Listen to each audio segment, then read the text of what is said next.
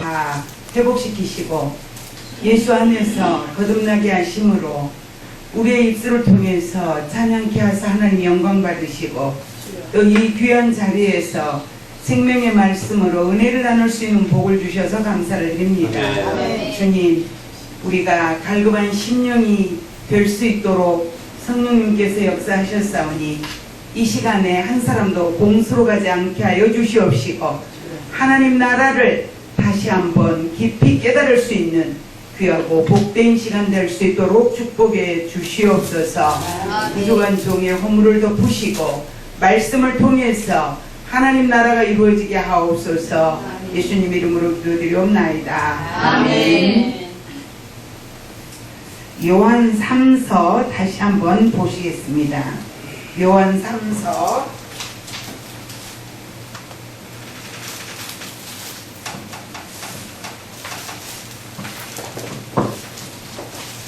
요한 3서 1장 한번 보시겠습니다. 요한 3서 1장 2절 보십니다. 요한 3서 1장 2절 보시겠습니다. 다같이 교도하십니다. 시작. 사랑하는 자여, 내 영혼이 살땐 같이 내가 범사가 살 때고 강건하기를 내가 간구하노라. 아멘. 할렐루야. 오늘 제목이 강건하기를 내가 간구하노랍니다. 요한 3서 1장 2절 말씀을 통해서 제가 3주째 말씀을 전하는데 2절 말씀이 오늘 마무리를 하겠습니다. 세상에 사는 모든 사람들은 범사에 잘 되기를 원합니다. 병들어 살기 원하는 사람 있겠습니까? 없습니다. 그래서 누구나 다 범사에 잘 되고 강건하기를 원하는 것입니다. 오늘은 건강하게 사는 비결, 병석에서 치료되어 일어날 수 있는 비결이 성경에 기록되어 있으니 우리 함께 말씀을 통해서 해결해 보자는 것입니다. 복의 비결은 하나님에 대한 순종입니다. 건강의 비결 또한 하나님에 대한 순종입니다. 우리는 누구나 낮아지기보다는 높아지기를 원합니다. 잘 살기를 원하십니까? 건강하게 오래 살기를 원하십니까? 병석에서 속히 일어나기를 원하십니까? 자녀 문제로 마음 아파 상처에 괴로움에 견딜 수 없어 몸부림치고 계십니까? 아니면 사업 문제로 오늘 또 긴장 속에 계십니까? 이 모든 문제의 비결이 있습니다. 세상에는 두 가지의 법칙이 있거든요. 첫째는 뭐냐? 성공하는 사람은 반드시 그 비결이 있다는 것입니다.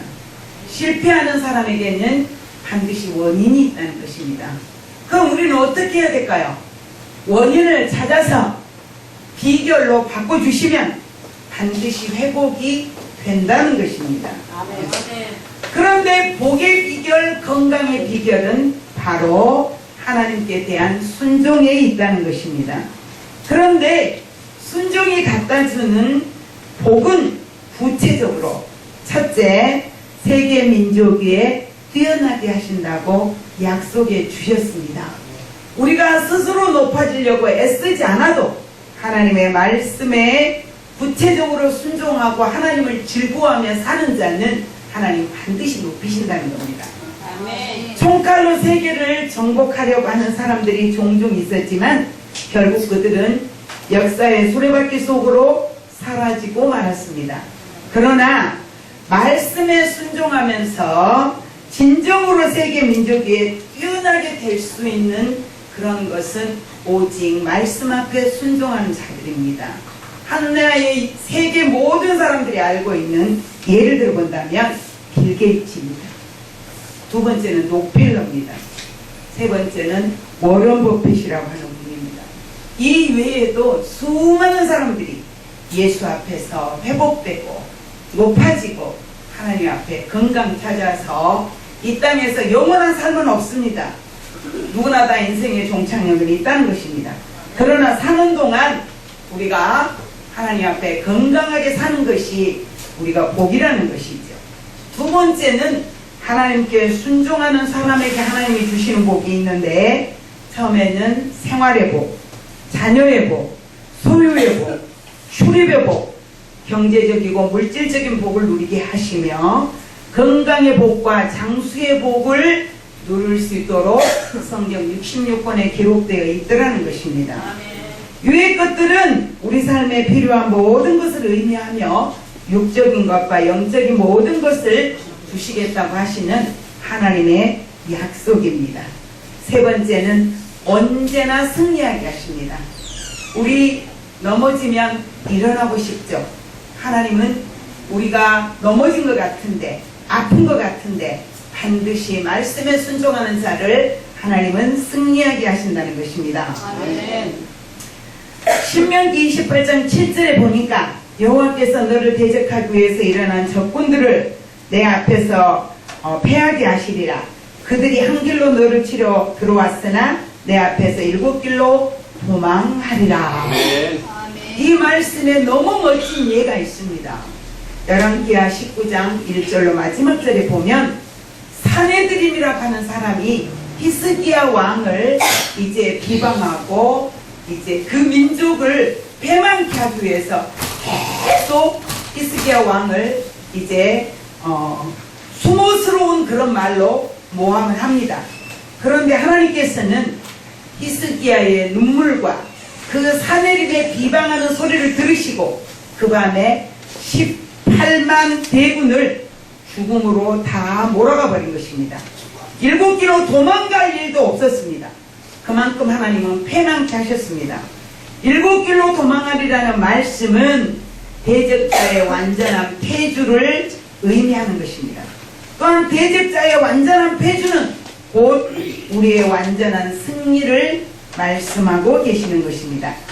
또한 승리자는 승리의 영광을 누리는 것입니다. 믿는 자의 승리는 순종하는 자에게 승리인 것입니다. 결국 인생은 다함이 없고 그 누구도 빼앗을 것 없는 복은 하나님께 대한 순종으로부터 말미암는다는 것을 우리는 꼭 기억해야 될 줄로 믿습니다.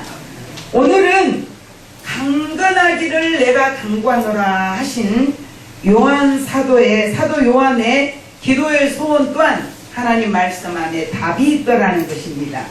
자, 먼저 우리 10계명을 보면 제5계명에 내 부모를 공경하라. 그리하면 내 하나님 여호와가 내게 준 땅에서 내 생명이 길리라. 이렇게 말씀하셨습니다. 건강하기를 원하십니까? 오래 살기를 원하십니까? 하나님은 먼저 네 부모를 잘 섬기고 공경하면 우리에게 이제 오래 사는 복을 주시마 약속해 주셨습니다. 아멘. 하나님께서는 나를 낳아준 부모를 공경을 하시면서 그 다음에 뭘 하셨습니까? 지난번에 제가 말씀드렸듯이 그리하면 하나님은 하라 하지 마라. 그리하면 그 말씀이 무슨 말씀이냐면 하나님의 언약입니다. 그리하면 공경하면 내가 너에게 장수의 복을 주겠다. 아멘. 장수의 복이라는 것은 오래 사는 복이 문제가 아니라 건강하게 복되게 하나님의 보호하심을 받으면서 살 수 있음을 말씀해 주시는 것입니다. 아멘. 이 땅에 나를 보내신 하나님께서 내 생명이 길이라고 하신 것은 병들어서 병석에서 누워서 사는 것을 말씀하시지 않으신다는 거죠. 출애굽기 30장 12절에 보니까 내가 이스라엘 자손의 수요를 조사할 때에 조사받는 각 사람은 그들을 계수할 때 자기의 생명의 속전을 여호와께 드릴지니 이는 이것을 계수할 때에 그들 중에 질병이 없게 하려 함이라. 뭐가 없게 함이라? 질병이 없게 함이라. 이 말씀이 얼마나 좋습니까? 병들어 누워보신 적 있으십니까? 병원에 입원하고 있으면요 걸어다니고 싶은 게 얼마나 간절한지. 그래서는 어느 날 갑자기 뭡니까? 급성심장염으로 너무 아기를 얻고 전도하러 다닌 게 이게 무리해가지고 급성심장염이 왔는데 병원에 입원했어요. 그런데 그 병원에 입원을 하고 한 주일 교회를 못 나갔어요. 교회에 간다는 그 자체가 얼마나 감사한지 모르는 거예요.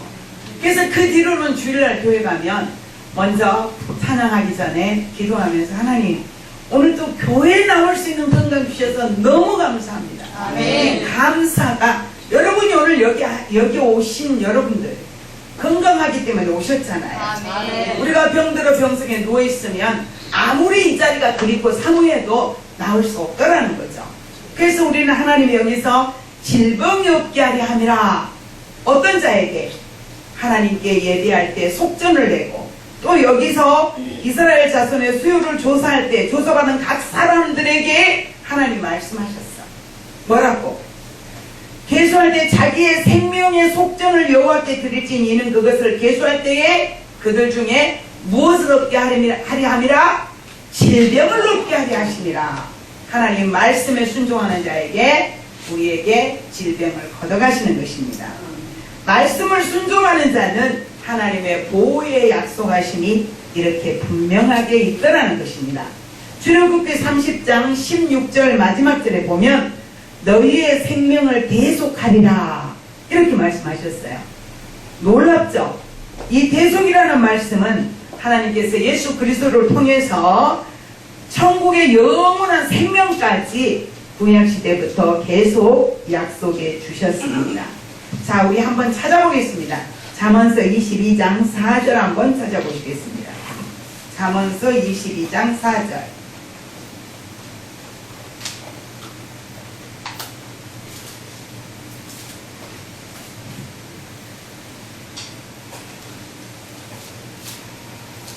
(22장 4절입니다)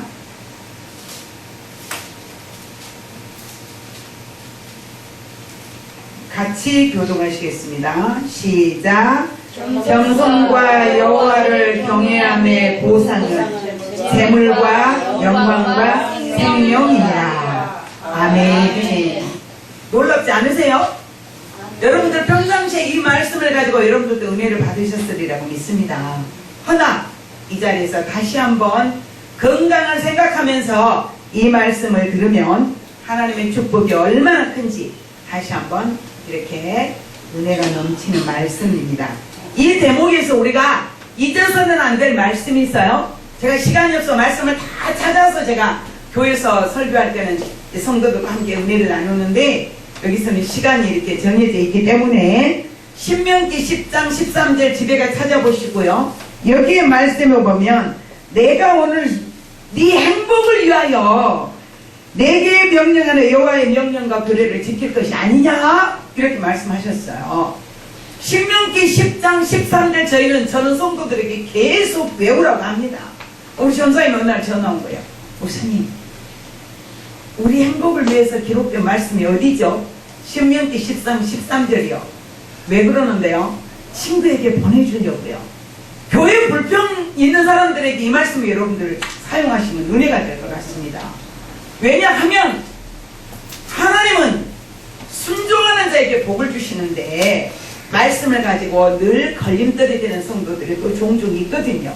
그럴 때마다 그분들에게 신명기 10장 13절을 가지고 여러분들이 말씀을 나누시면 우리의 행복을 위해서 주신 하나님의 말씀에 우리는 순종할 수 있는 힘을 얻더라는 것입니다. 잠언서 10장 22절에 보니까 여호와께서 주시는 복은 사람을 구하게 하고 근심을 겸하여 주지 아니하시느니라. 다같이 할렐루야. 하나님 우리에게 복을 주시는데 부하게 하시는 복을 주시는데 근심을 겸하여 주시지 않는다는 거예요. 얼마나 귀한 말씀입니다. 이게 하나님의 언약입니다. 잠언 10장 27절에 보니까 여호와를 경외하면 장수하리라 이렇게 말씀하셨네요. 장수하실 복은 여호와를 섬기는 자에게 하나님이 약속해 주셨습니다. 그러면서 하신 말씀이 그러나 악인의 수명은 짧아지느니라고 하셨네요. 자, 장수의 복이란 건강하게 살 때 복인 것입니다. 사랑하는 성도 여러분, 주의 종 여러분, 우리는 어차피 하나님의 특별한 복을 받은 사람들임은 분명한 것입니다. 지금까지도 하나님의 복을 받고 살아온 저와 여러분들은 예수님 품에 안기는 그날까지 병석에 눕는 일 없기를 주님의 이름으로 축원합니다. 아멘. 차를 타고 오다가 임춘희 목사님을 통해서 들은 말이 있어요. 무슨 말을 하느냐면, 하나님은 내 기도를 다 들어주셨더라. 위기 속에서, 그 어려움 속에서 내가 이렇게 기도했는데 하나님은 다 들어주셔서 그 어려운 문제를 이제 지나올 수 있었고 해결할 수 있었노라고 말씀하셨습니다. 자, 여기 보면 우리가 무엇을 구하든지 하나님은 주심하고 요한복음 7장에 약속하셨으니, 하나님 앞에 우리가 구할 때 하나님 말씀에 순종하고 사는 저희들에게 어떻게 하라고요? 주님 품에 안기는 그날까지 병석에 눕지 않게 해달라고 기도하시기 바랍니다. 아멘. 전도서 12장 3절에 보니까 일의 결국을 다 들었으니 하나님을 경외하고 그의 명령들을 지킬지니라. 이것이 모든 사람의 본분이니라. 아멘. 하나님께서 우리에게 본분을 주셨는데 그 본분은 하나님 앞에 순종하는 것이 본분이라 하셨으니, 에스겔서 17장 24절에 뭐라고 말씀하셨는가 그러면, 나 여호와는 말하고 이루느니라. 여호와는 어쩌신다고요? 말하고 이루시느니라. 하나님은 말씀하시고 반드시 그 일을 이루십니다. 아멘. 저는 어떤 그 집회에 가면 성도들하고 어떤 그 첫날 저녁에 담임 목사님하고 절대로 식사를 하지 않아요. 왜냐하면 목사님하고 강사가 만나고 나면 그날 저녁에 저는 수술 침대 위에 다 누워라 그래. 영적인 수술 침대 위에서 누워서 말씀을 가지고 오늘 나를 쪼개보자는 거죠. 맞잖아요. 내 가슴이 쪼개 열리지 않으면 말씀이 들어오지 않아요. 아멘. 어차피 참여하는 시간에 하나님 앞에 복을 받아야 되잖아요. 아멘. 어떻게 해야 복을 받을 수 있습니까? 마음을 열고 말씀을 볼 수 있는 눈이 열려야 되고, 아멘. 말씀을 들을 수 있는 귀가 열려야 되고, 아멘. 말씀을 보고 듣고 깨달을 수 있는 마음이 열려서 아멘. 내가 첫날 저녁부터 하나님께서 예비하신 복을 받아야 되는데, 그거는 누구한테 들은 것도 아니고 배운 것도 아니에요. 제가 처음에 예수 믿고 하나님 앞에 나갔을 때 그 말씀이 왜 처음부터 끝까지 나의 지금까지 그 자리에 오는 그날부터 그 과학의 엄마 젖꼭지 깨무는 날까지 그것이 전부 다 나의 삶이 갈고리로 걸리더라는 거죠. 그래서 마음속으로 누구에게 갈고리를 거냐면, 언니 나 교회 좀 데리고 가 했던 그 언니한테, 언니 너는 맨날 나더러 교회 가자 그러더니, 언니 네가 저 사람한테, 그 사람 누군지 몰라. 나는 어렸을 때 교회 다니고 한 수년 동안 안 다녔으니까 전도사인지 목사인지 모르니까 저 사람한테 다 내 얘기 해갖고, 저 얘기도 언제 봤지? 언제 들었지? 언니 너는 죽었어. 이따 보자. 마음에 갈고리가 걸리니까 은혜가 될까요? 안 될까요? 네, 안 되죠. 은혜가 안 되죠. 그러는데 성령님께서는 그런 나를 말씀이 3분의 2쯤 지나갔는데 기경시켜가지고, 아니야. 저 언니는 오늘 저 사람하고 만나지도 않았어. 나랑 같이 왔어. 이야기할 시간도 없어. 나는 미리 예약하고 온 것도 아니야. 그렇게 하고 하나님이 나를 기경시키시는데, 그거를 생각해서 목사님하고 저하고 만났어. 담임 목사님하고. 그럼 말씀이 자기를 찌를 때 누구에게 갈고리를 걸까요? 우리 담임 목사님이 저 강사 목사님한테 내 얘기 하셨구나. 우리 교회 제가 종종 되게 잘거든요. 저희 남편 목사님이 이 목사님이세요. 전 김 목사인데요. 성도들이 이제 무슨 일이 조금 있거나 아니면 말씀 속에서 제가 갈고리 걸지 말라고. 전사님 뭐라 그러면, 김 목사가 뭐라 그러면 전사님이 또 목사님한테 얘기했구나. 그때 전사님한테 개인 말했네. 김 목사님한테 언제 얘기했지? 그 어떤 집사님이 그러는 거예요. 목사님 언제 보셨어요? 전사님하고 목사님하고 만날 시간도 없는데 내가 본 게 아니라 불꽃 같은 여호와의 하나님의 눈이 우리의 심령 속에 성전 삼고 계시는 성령님이 우리를 보셨다는 거죠. 그러니까 말씀이 양심에 찔리니까 예배 끝나고 나니까 목사님 어디서 보셨어요? 어디서 들으셨어요? 순진한 애기 같은 그 대포 마음을 품은 집사님이 그런 얘기를 한 적을 들었습니다. 그래서 제가 일부러 성도들에게 은혜를 끼치기 위해서 성도들이 혹여라도 그 어떤 사람 한 사람이라도 갈고리 걸지 않게 하기 위해서 제가 그날 저녁은 담임 목사님하고 식사를 하지 않는답니다. 그러니까 성도들이 갈고리가 걸리지 않잖아요. 말라기서 4장 2절 한번 아주 중요한 말씀들 제가 찾아보게 하시는 겁니다. 말라기서 4장 2절 말씀.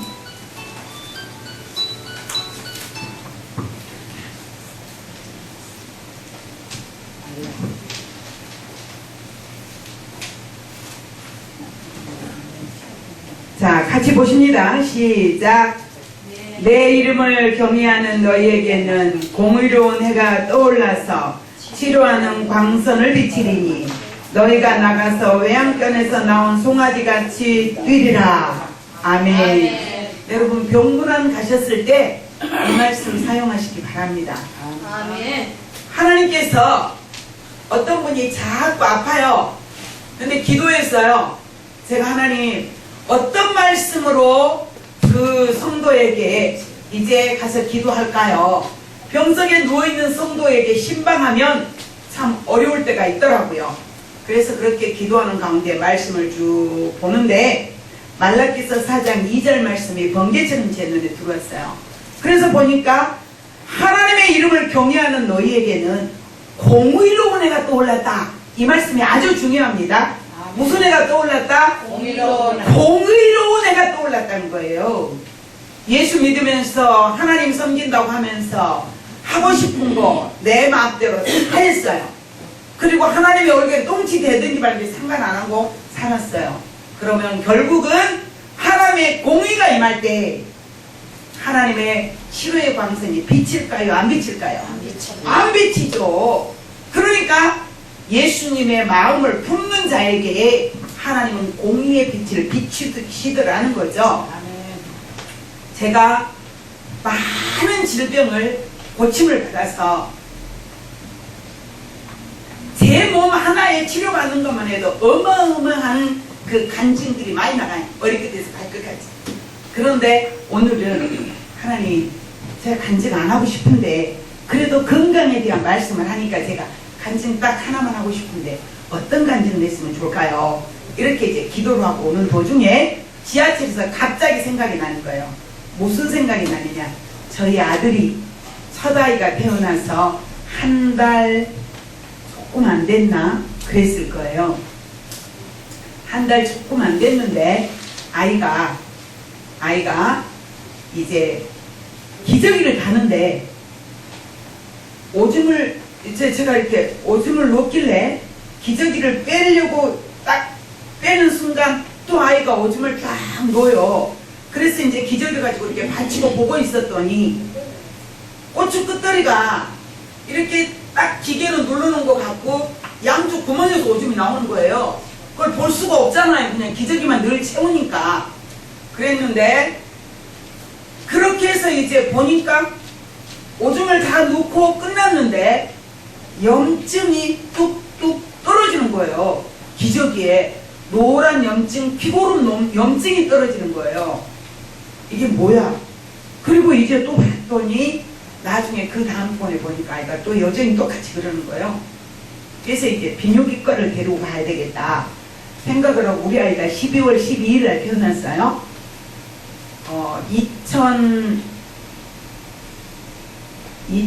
우리 아이가 몇 살이에요? 몇 살이에요? 지금 38. 38년. 몇 년이지? 82년생. 그죠? 82, 12월 12일 날 태어났어요. 네, 82년. 입사가 들어갔는데. 네. 그런데 이거 목사님 모양 뭘 만드는 것 같아요. 내리세요. 됐어. 그런데 병원을 데리고 가야 돼요. 근데 병원을 데리고 어디로 가려고 생각했냐 그러면 영등포로 가려고 생각을 했는데 저는 신림동에 살았어요. 그런데 이 아이를 데리고 그때는 이제 결혼하고 뭐 저희 남편이나 저나 빈손으로 결혼해서 이제 아이를 낳았는데 제가 피아노 교습소를 하고 있었어요. 그런데 아이를 데리고 이제 버스 정류소에 왔어요. 바람이 얼마나 세차게 부는지 도저히 이 아이를 데리고 바람이 날릴 만큼 많이 바람이 불어요. 그래서 기다리고 있다가 뒤로 돌아가 보니까 연세병원이라고 있더라고요. 연세병원. 버스 정류소에서 5m가 안 돼요. 바로 여기 이렇게 손이 닿게 있어. 그래서 저 병원을 가야 되겠다. 그리고 병원을 들어갔는데 샷다가 내려온 것처럼 내리는 거예요. 여러분, 이 간증을 통해서는 은혜가 되시기 바랍니다. 샷다가 내려오더라고요.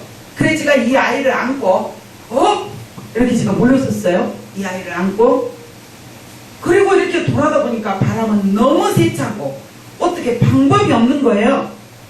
그래서 또 한 번 들어가려고 했더니 밀어내요, 저를. 그래서 놀래가지고 기겁을 하고 이렇게 나왔다가 다시 버스 정류소로 갔어요. 차가 오질 않는 거예요. 기다리다 안 돼서 다시 그 병원을 갑니다. 갔는데 이제는 밀어내지도 않고 샷다도 안 내려와요. 그리고 보니까 그냥 병원에 그 수간호사들이 쓰고 있는 모자 있잖아요. 지금은 간호사들이 모자를 안 쓰는데 그때는 간호사들이 모자를 썼어요, 이렇게. 그리고 띠가 하나 둘른 그 간호사는 보조 간호사고 2개 둘른 간호사는 전 간호사야. 근데 전부 다 간호사들이 띠를 2개를 이렇게 두르는 모자를 쓰고 있는 거예요. 그래서 여기는 그래도 간호사들이 전 간호사들이 있고 괜찮겠다. 그리고 그냥 아기를 데리고 들어갔어요. 들어갔는데 아기를 데리고 들어가서 아기를 맡겨서 진찰하고 어쩌고 하는데 의사 선생님 말씀이 이게 고추끝들이가 기계로 누른 것처럼 딱 물려서 그렇다는 거예요. 포경 수술해야 된다는 거예요.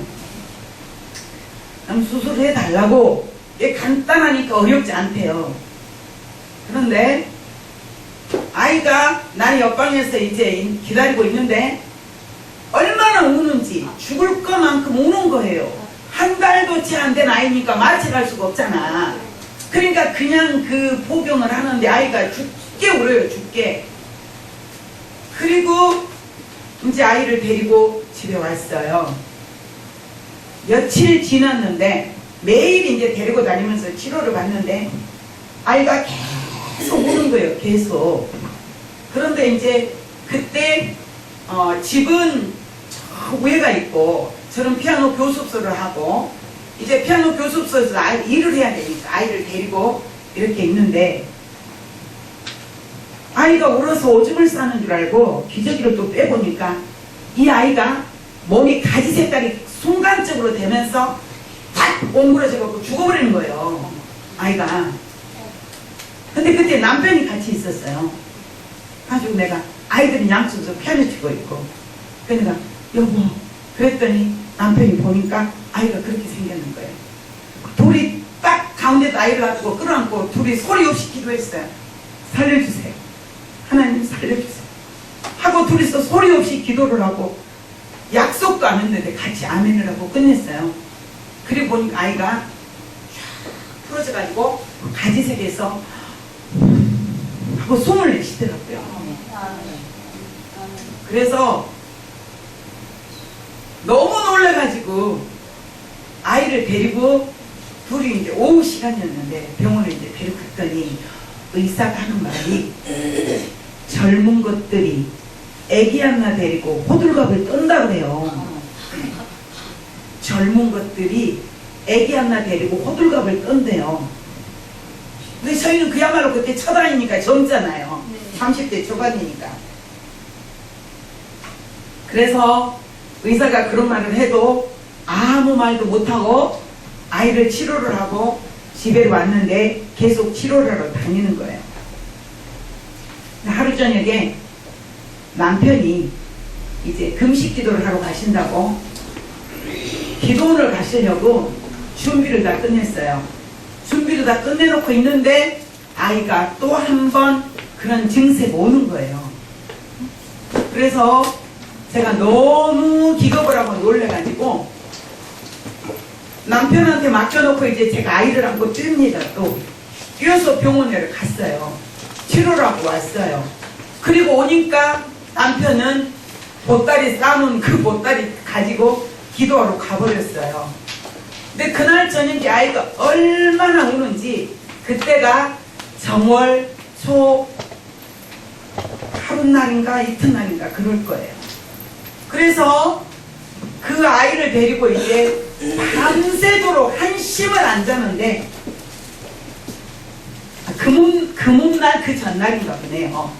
한심을 잠을 안 자는데 저희 오빠가 시골을 이제 부모님을 데려가려고 열차표를 끊어놨다가 저한테 전화가 왔어요. 그래서 아이가 아파서 이랬습니다. 그랬더니 시골을 안 내려가고 집에를 들어왔더라고요. 남편은 어디로 갔는지 연락도 안 되고 그때는 전화기도 없잖아요. 그래서 이제 아이를 데리고 오빠하고 둘이 밤새도록 그렇게 서로 이제 교대로 안고 흔들다가 그 제가 나가고 있던 그 교회 집사님 바로 저희 지부에 살던 구역장 집사님께 전화를 드렸더니 그 다음날 아침에 일찍 한지 저희 왔어요. 와서 병원을 어디로 갈 거냐고 물어요. 근데 제가 아이를 안 키워보고 병원을 가본 적이 없으니까 병원을 잘 몰라요. 그랬더니 그분이 어디 병원을 몇 군데를 이야기를 하더라고요. 그래서 제가 나들 하는 말이 전도사님이 마음에 와 닿는 병원, 전도사님 마음속에 성령이 이끄는 병원으로 가세요. 근데 몇 군데 얘기를 하는데 제가 한강성심병원으로 가자 그랬어요. 한강성심병원으로 갔더니 이제 막 검사를 하는데 할머니들이고 누구고 간에 지나간 사람들이 우리 아이만 보면 혀를 꼴꼴 차면서 그 녀석 잘생겼는데 안 됐다. 왜냐면 이 아이가 이 한쪽이 창백해가지고 한쪽은 죽어버렸어. 그러다가 이제 검사를 마치고 어디로 가냐면 그 뭡니까 그 제일 최고 아픈 데 가는 그게 어디요? 중환자실.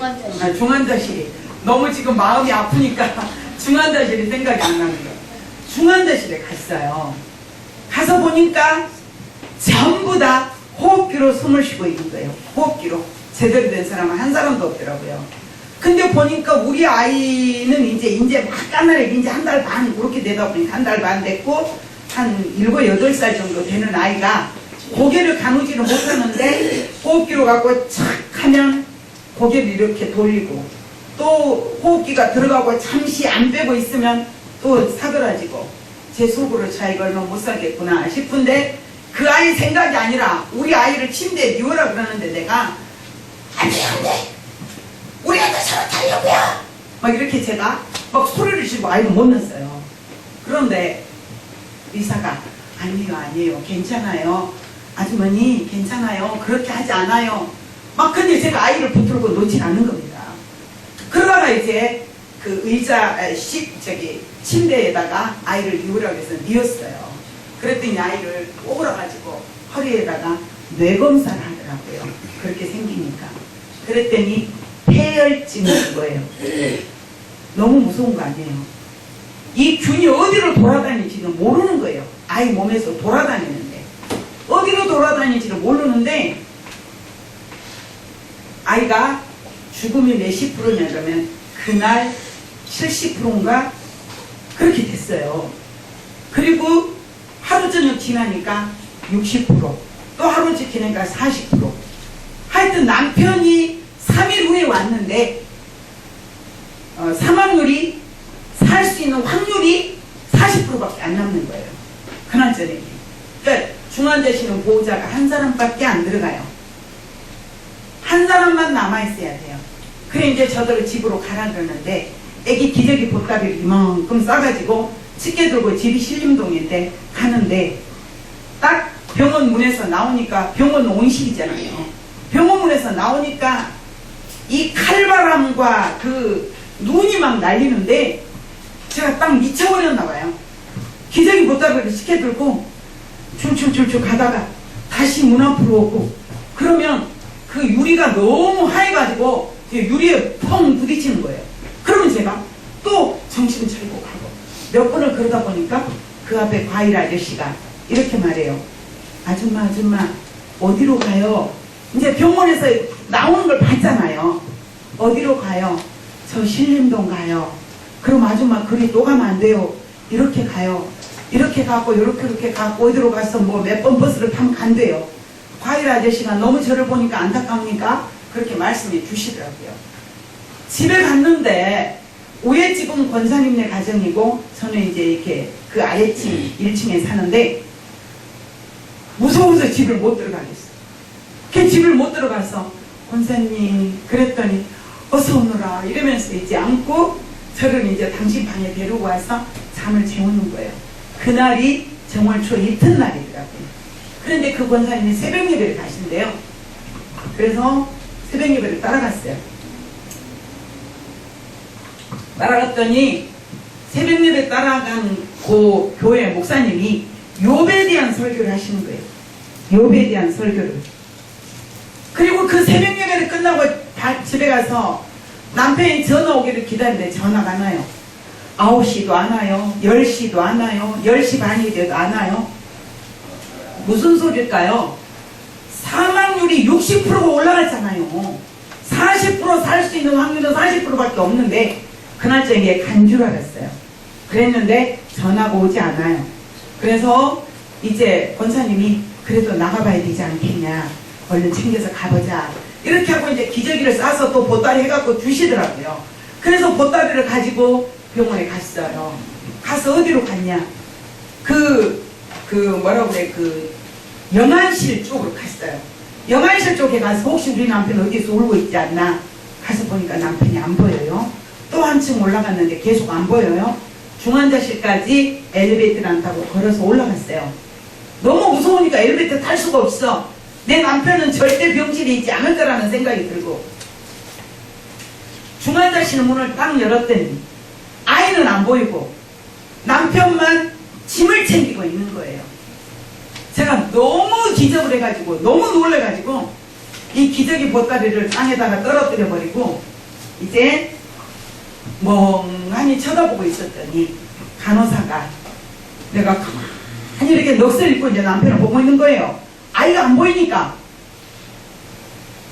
일이 벌어졌구나 하고 이제 멍해가지고 쳐다보고 있는데 간호사가 나를 툭 치더니 아줌마 왜 그러고 있어요? 그래서 정신을 차리고 여기가 안 보여요. 그랬더니 아이가 밤에 치료가 돼가지고 일반실로 옮긴다는 거예요. 아멘. 아멘.